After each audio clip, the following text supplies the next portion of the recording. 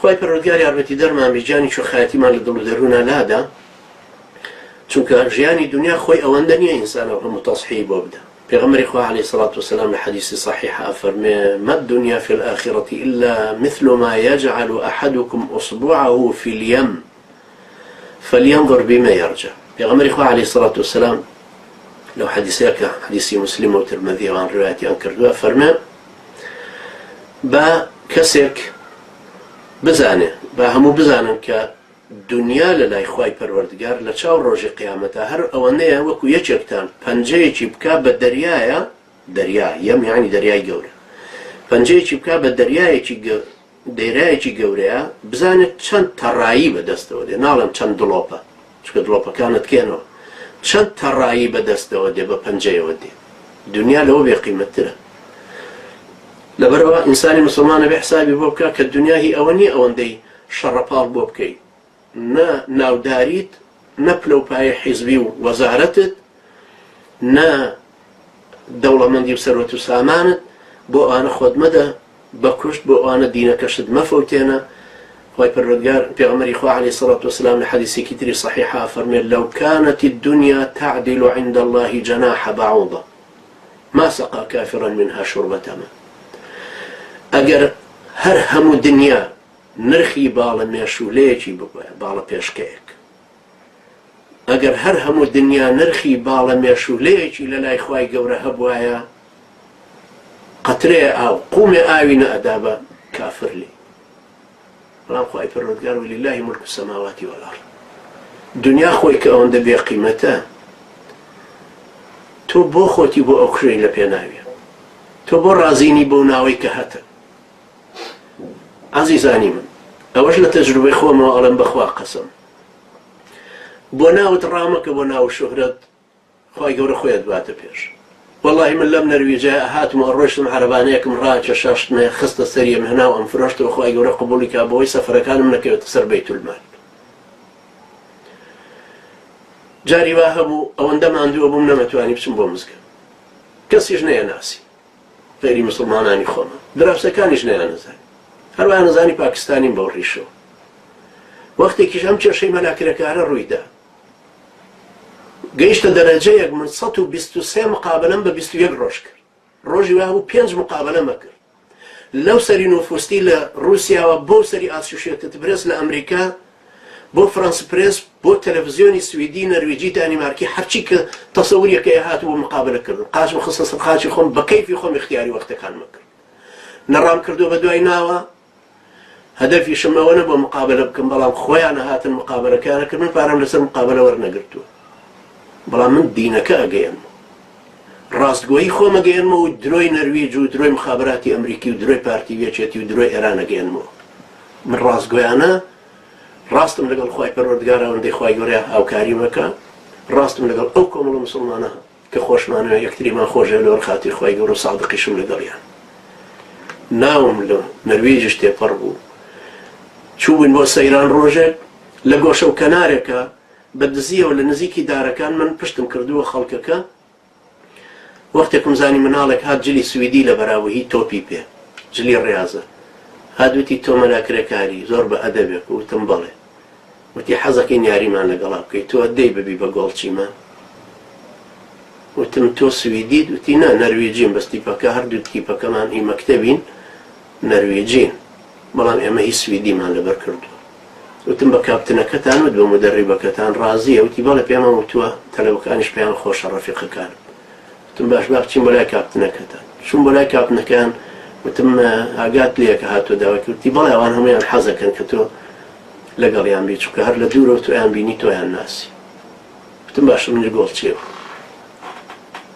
یعنی هی ئەوە نییە کە من خۆم شاروە لە مناڵێکی نەرویجیش. نەرویجی چرا هی ئەجنەبی. خۆ ڕۆژە لە ڕۆژا من هەدەفم نەبوو لە وڵاتە بناسرم، خۆ من بەتەمانە بۆ خۆم ڕەشەحکم بۆ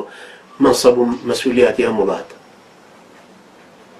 من وەختێک شعرەکانم نووسی، خەڵک شعری لە من بە قووەتری نووسی بوو، بەڵام ناوی کرێکار کەوتە سەر زمانی ئەو هەموو گەنجە لە کوردی ئێران و عێراق، تەبەن کە ئەڵێن کوردی ئێران و عێراق لە قەوسە، کوردی کوردستانیە. بەڵام تەسەورکەن ئەو شعرانە لە زمانی حیزبی بەعسا ئەوەندەی کە ئەو زمانە بڵاو بووە، ئێستا مەگەر زمانی پارتیوەچێتی نێڵەن بڵاو بێتەوە لەو زمانە خەتەرتریشە تەبع بەڵام ئەو هەموو بڵاوەوە کرەکار بەو شێوەیە نازرا حرەسێک لە سجن بانگی کردم فەرەج ئاڕم لێ داوتم تۆ گەر لە کوردستان بانکەی فەرەج کەس ئێتر ناوی من یان ناوی دووەمی من نازانێ ئەگەر بژڵێ نەجمەدینیش کەس نازانێ من ڕەنگە 20 ساڵ بێ خەڵک پێی نەوت بێتم نەجمەدین وتی ئەی چۆن وتمان لە کوردستان ئەگەر بڵێن ئەرێ نەجمەدینە ناسن نەجمەدین فەرەج ئاحاد خەڵکێکی ئاحادەی ناس خۆ من هەوڵم بۆ ناوبانگ نەداوە کە ئەو ناوبانگە خۆی هاتوو بە پیرم من هەوڵم بۆ پارە نەداوە بەڵام پارە هاتۆتە بەردەستم نەمیستە پلە و مەنسەب و پایەم هەبێ خەڵکێک بوو بوون بە ئەندام مەکتەب سیاسی من هێشتا ئەندامی شورا بووم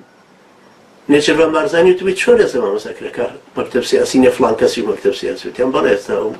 مەکتەب سیاسی نیە بەڵام خۆ من لە کرێکارێتی خۆم نەکەوتم پێشمەرگەیەک بووم لە خوارەوە سیارەم لێخوڕی یعنی هەر مەسوول بووم بە سیارەکەم لێخوڕی لە سەیتەرەی تاسڕۆجا وتی کاکە هەوێکانتان من هەوێم پێ نەبوو هەوێکانی لەوان وەرگرتی تۆ بۆچی هەوێت پێ نییە تۆمەڵا برا هەوێم پێ نییە وتی آخر ناوێت چۆن بەبێ هەوێ ڕۆی تۆ چێڵە تۆ پێشمەرگی وتم براوەڵا پێشمەرگ دوایتی آخر چۆن بزانیم مۆرەکەم دەرە ناوی مەکتەب عەسکەری وتم برا ئەو مۆرەی بەسەر هەوێکانی ئەوانەوەیە ئەو مۆرەکە لای منە من پێمەڵێن مەلاکرێکار تر بە ڕێزێکە وتی فەرموو یخۆ من بەو پلۆپایە شەوڵم نەدا بەڵام دێ بە پیرم وەیان نایە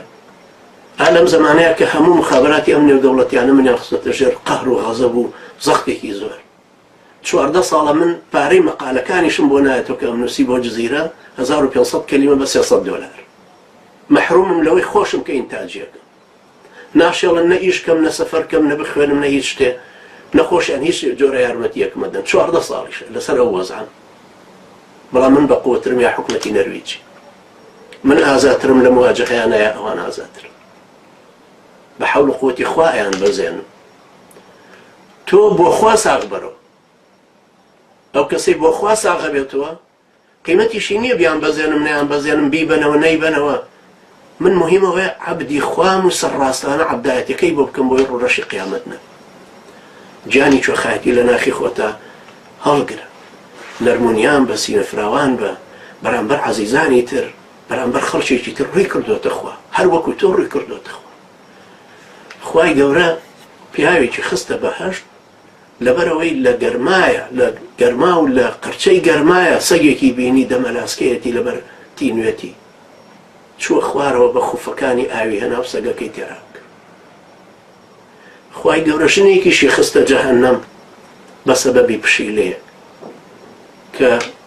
نەیهێشت نەخۆی بڕوە ڕسق پێیا کە نەخۆشی هیچی بووە دخلت امرأة النار في هرة حبستها لا هي أطعمتها ولا هي تركتها تأكل من خشاش الأرض خەڵکێک ئەمە هەمووی مسلمانە ڕووی کردوتە خوا تۆ کە ئەچی بۆ مزگەوت توخوا شەرمت لە خوا نییە بڵێ ئەمەی تەنیشتم تەکفیر کردو ئەمەی تەنیشتیشم مشریکە ئەو ئیمامەش ئەشعەریە ئەهلی کوفرە کە ئیبن تەیمیە ڕەحمەتی خوای لێ بێ فەرمێت سوالکردن لە عەقیدەی ئیمامەکە بیدعەیە ئێمە ڕووینە پێش نوێژەکەی لە دواوەکە خوای پەروەردگار یارمەتی دەرمان بێ بۆ خۆیمان بسوڵحێنێ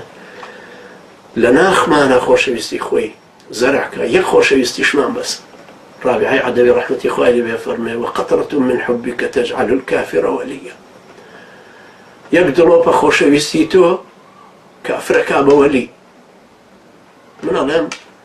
قطرة بهموما بس بهم سر أرز خواي قرب سيدنا مسافر ما ألقيت عليك محبة مني يك محبة نكيرية وألقيت عليك محبة مني يك خۆشەویستی بزانە نە لە ئاوەخنکە نە بە مناڵی بێ کەسمە نەبێ شیرمە لە ماڵی فرعەونا گەورە بوو یەکێکیشی کوشت نان کوشتەوە بەو سەحرایە ڕۆیشت بۆ مەدیان نە خنکا و نەفەوتا و بزر نەبوو لەوێ پیاو چاکە کە داڵدەیدا لەوێ ژنی هێنا لەوێ ئەو هەموو مەحەبەتە کە خوای گەورە بۆی پێی بەخشی خوایە لەو مەحەبەتە بە هەموومان ببەخشی خوشويسي خود بخيت دومان وأقول قولي هذا واستغفر الله لي ولكم وجزاكم الله خيرا والسلام عليكم ورحمة الله وبركاته.